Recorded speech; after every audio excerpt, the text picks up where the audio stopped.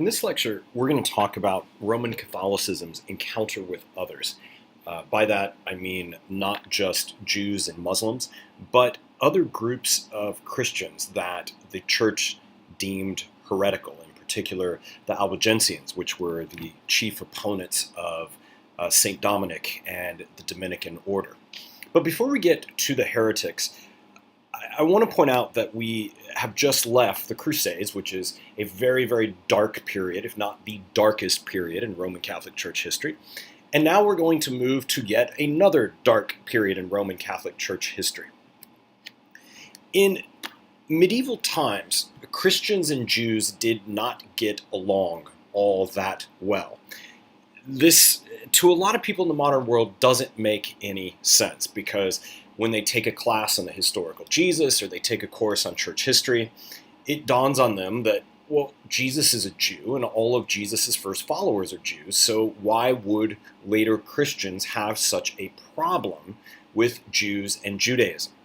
There's a long history of this that actually goes back into the 2nd century. Some even see the beginnings of this sort of anti-Judaism in the Gospels, like the Gospel of Matthew and the Gospel of John. But things get really bad in the medieval period, particularly during the Crusades, which we've already talked about, where while Crusaders were going from Europe to the Holy Land, they decided to treat the Jews just like they were going to treat the Muslims, as infidels. But if you look at a number of the things going on in medieval Catholicism, you start to get these things that to us almost seem bewildering, like blood libel charges. What this is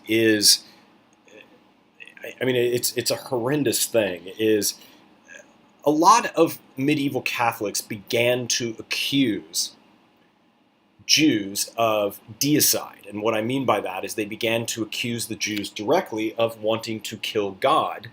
And so instead of seeing any involvement of Rome in the death of Jesus, all of the blame is placed on the Jews. But this gets a little bit more ridiculous because what happens in the medieval period is a lot of Christians, a lot of Catholics start to say that Jews are obsessed with breaking into churches and stealing the consecrated bread or the host. And you might be asking, well, why is that? Well, the myth, and that's all it is that Jews would break into Catholic churches. They would steal bread or the host that had been consecrated by the priest, which means it's now the body of Christ. And the myth said that a Jew would then want to stab that consecrated bread or host or body of Christ over and over and over again to reenact this deicide, this killing of God. And obviously this is just absolutely ridiculous, and this is scapegoating, stereotyping and racism and anti-Semitism and all sorts of things. But beyond the blood libel, if you just look at literature from this period, Chaucer, Shakespeare, especially Shakespeare's Shylock character, there is so much anti-Semitism in European literature. There's problems with Jews and money lending and usury and lending at interest. There are various pogroms and expulsions of Jews from various lands and countries. And this is why I was telling you that in many respects, Jews preferred it when they were ruled by Muslims instead of when they were ruled by Christians. In fact, and we'll talk about this toward the end of this lecture, one of the worst things that ever happened to the Jews during the medieval period was the Spanish Inquisition, because the Spanish Inquisition engaged in forced conversions. And if you were a Jew and you didn't want to get baptized, you would be forcibly baptized by the Spanish Inquisition. If you resisted that, the Spanish Inquisition, which was a part of the Roman Catholic Church, it's still part of the modern Catholic Church. It just goes under a different name now called the Congregation for the Doctrine of Faith. If you didn't convert, they killed you. In fact, Holy Week, it was a very, very terrible time for the Jews in medieval Catholicism because that was the week they were going to get beat up the most by Christians, because people weren't just going to remember the death and resurrection of Jesus. They were now going to remember these blood libel charges, and they were going to think of Jews as being responsible for the death of God, or at the very least, the death of God's Son. And as I said, a lot of this anti-Semitic, anti-Judaic tendency, it's been there for a long time. You can see it in the writings of 2nd century and 3rd century church fathers, but it gets very bad in the medieval period. Sadly, it took till the 20th century and after the Holocaust for the Catholic Church to realize the mistake it had made with the Jews. In fact, in the late 20th century, Pope John Paul II, comes along and apologizes for many of the things that the Roman Catholic Church did in the name of God to the Jews. I guess it's better late than never, but you're talking centuries before a Roman Catholic official like the Pope says we were wrong. John Paul II would start visiting the concentration camps, as did his successor, Pope Benedict XVI. John Paul II even said there is no longer such a thing in the Catholic Church known as supersessionism. What supersessionism is it's this theology, it's this doctrine that the Church replaced Israel. If you follow that line of logic to the end, what that means is that God reneged on his covenant with the Jewish people and now only has a covenant with those who follow Jesus. So again, supersessionism was this idea that the Church replaced Israel. John Paul II just says that's not true. It was wrong that the Church ever thought that. And you still see supersessionism in some quarters of Christianity, particularly in some Protestant groups of Christianity today.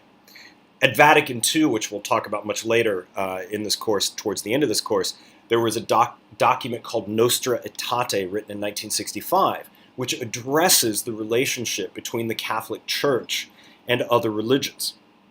And it defines a new relationship in the 20th century between the Church and the Jews and between the Church and the Muslims, making the point that Jews, Christians, Muslims all trace their lineage back to Abraham. They all believe in the one true God. In fact, when it comes to Islam, Nostra Aetate points out that Islam holds Mary, the mother of God, in very high esteem in the Quran. So you have all of these things that should allow us to be dialogue partners instead of fighting with one another. But this certainly was not the case in the medieval period. What you did if you were a Catholic is you fought with Jews and you fought with Muslims. Well, inside Christianity itself, you have Christians fighting with Christians. You have Roman Catholics fighting with heretical groups. And I want to go through a couple of these groups here in this lecture. One was known as the Waldensians. The Waldensians were led by a man named Peter Waldo. We don't really quite know when he was born, but he died around the year 1205. He created a group known as the Poor Men of Lyons and Lombardy in France. And a lot of what he thought doesn't seem all of that bad. He believed very much in the Franciscan ideals of the evangelical life, poverty, simplicity, returning to the gospel. He had a very apocalyptic understanding of the world, that the world was coming to an end, that God's divine judgment was close at hand. But he caused a number of problems because he rejected the sacramental system of the Roman Catholic Church, the 7 sacraments of the Roman Catholic Church. Now, interestingly, a few centuries beyond Peter Waldo, you're going to see Protestant reformers like Martin Luther and John Calvin doing the same exact thing. So even though Waldo embraced a number of the ideas of movements like the Franciscans and Dominicans, he went too far in saying, I reject the sacramental system of the Roman Catholic Church because you can't find it in the original sources, meaning in particular, you can't find it in the New Testament, you can't find it in the Bible. Another group that caused a number of problems in the medieval period were the Albigensians, and these were really the chief opponents of the Dominicans. They're also sometimes known as the Cathars. They had this very strong dualistic belief system, which some Christians still have down to this day, where there's God and there's Lucifer, there's God and there's the devil, and they're sort of equal, opposites and equal, which is not how traditional Christian doctrine works when it comes to God and the devil. They believed that God and the devil Lucifer were stuck in this ongoing cosmic battle. For many Roman Catholics, this was problematic because it seemed like the Albigensians were saying God is not as powerful as we thought, that God's power and the devil's power are equal. They also preached several consequences for sin and redemption, but they got into a lot of trouble when they started attacking the ecclesiology, the hierarchy of the Roman Catholic Church. In fact, they turned to the book of Revelation, that very last book in the New Testament, and said the whore of Babylon in that apocalyptic work talking about the end of the world is actually the Roman Catholic Church, and the head of that church is the Pope. Now, obviously, this isn't going to sit very well with Roman Catholicism if you start saying your church is the whore of Babylon mentioned in the book of Revelation, and the head of our church is demonic or satanic. This was a very spiritual group despite these things, and they were so spiritual that they started preaching this idea that marriage is in fact bad. That if you look back to the sources, that people like Jesus and Paul, the Albigensians, interpret Jesus and Paul as being anti-marriage and anti-family, and this did not sit well with the Roman Catholic hierarchy, nor does it fit with Roman Catholic theology. They also organized themselves based on this system, you don't need to remember these Latin terms, known as perfecti, credentes, and auditores. They had rituals that are going to sound very, very strange. One called the consolamentum, which was baptism without water, followed by things like melioramentum, which is a blessing, and then the strangest one, endura, which is suicide by starvation. This is sort of that extreme version of monasticism and spirituality where you just take things too far, as opposed to following the more moderate path of St. Benedict, St. Francis, and St. Dominic. Well, the church obviously has to react to all of this. And its reaction is an extreme reaction. We see most of these reactions from the Roman Catholic hierarchy coming from Innocent III in 1199 and 1213, and also Gregory the Ninth in 1231, and finally with the creation of the Spanish Inquisition. What happens is the church starts to think through the question of how is it going to deal with these heretical groups? How is it going to deal with the Waldensians? How is it going to deal with the Albigensians? How is it even going to deal with Jews and Muslims? Well, what happens, summarizing a few things here, is heresy is deemed a crime against the body of the church. If you practice the wrong things, if you teach the wrong things, you commit heresy. That's always been the case throughout church history. But in the medieval period, heresy is now equivalent to treason against the church and treason against the Pope. It is a crime and it is punishable. But the church asks itself another question of why have these heresies come about? And what's interesting about this is it does a kind of internal critique and says, well, a lot of this has to do with the fact that our bishops, our leaders, are doing a really, really lousy job. This takes us back to St. Dominic, because this is why Dominic puts such an emphasis on education, because he realizes that the lack of education among clergy is what causes all of these problems. So the church gives the task of educating bishops, priests, etc., to the Dominicans, because they're the well-educated, and that's exactly what they do, is they try to teach others how to understand theology, how to understand the Bible, and so on and so forth. And again, if you remember, the Dominicans believe the best way to fight heresy is through education.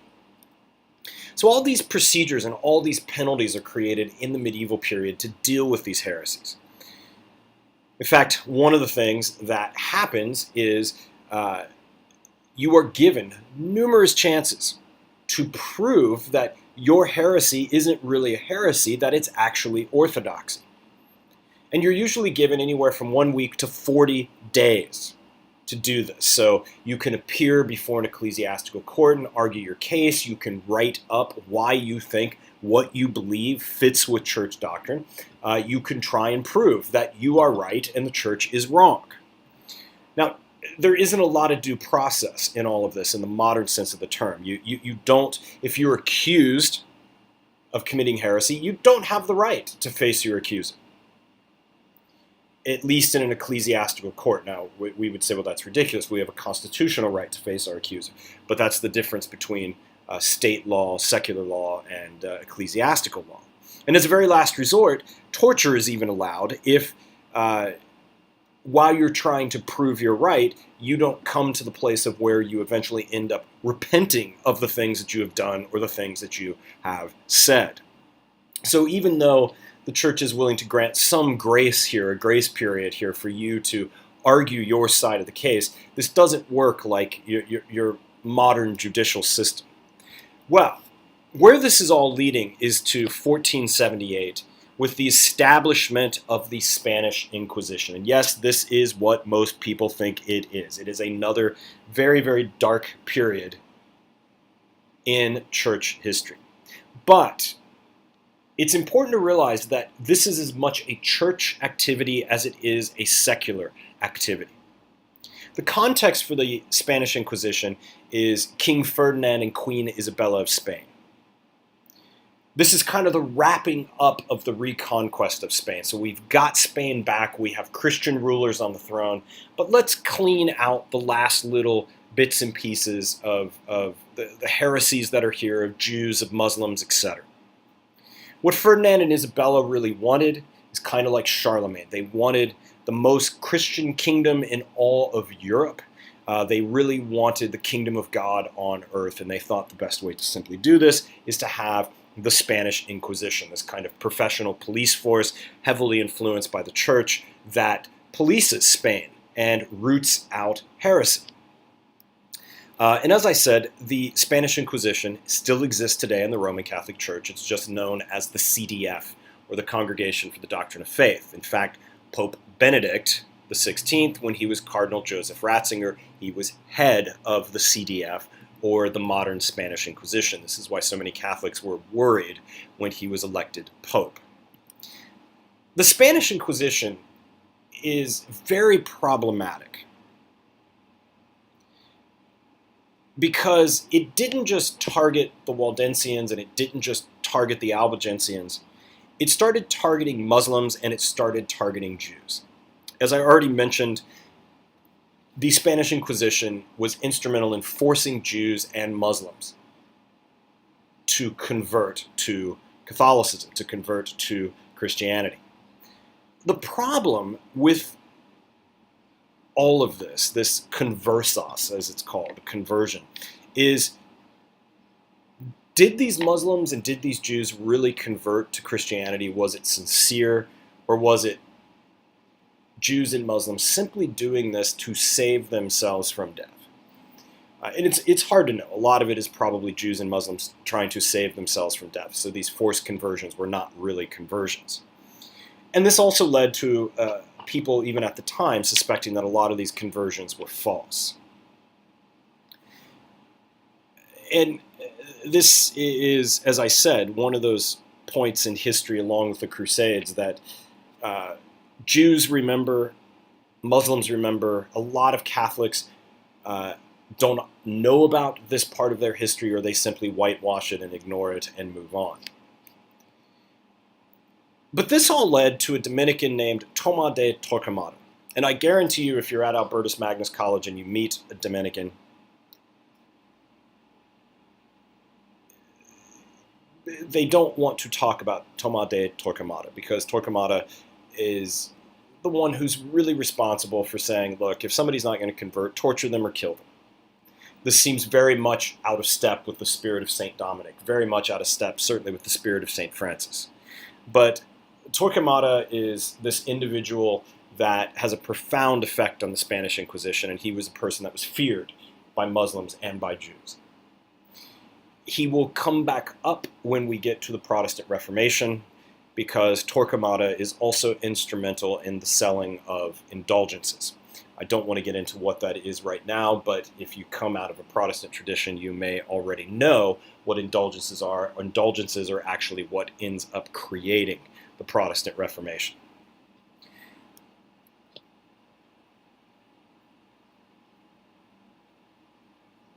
Well, as the church begins to encounter others, it also realizes that it's going to have to start self-critiquing itself. It's going to have to start reforming itself. Because even within the church at large, a lot of people who are faithful to the tradition are hypocritical. A lot of the popes, a lot of the clergy, as we've seen, are hypocritical.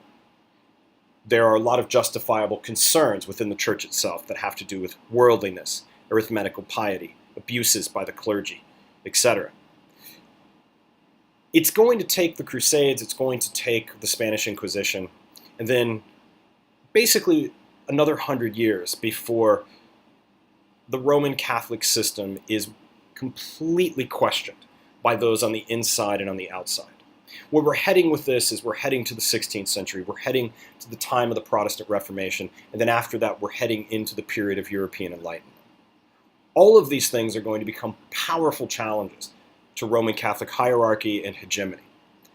And just to preview for you where some of this is going, if you question the power of the church and you win, that's disastrous.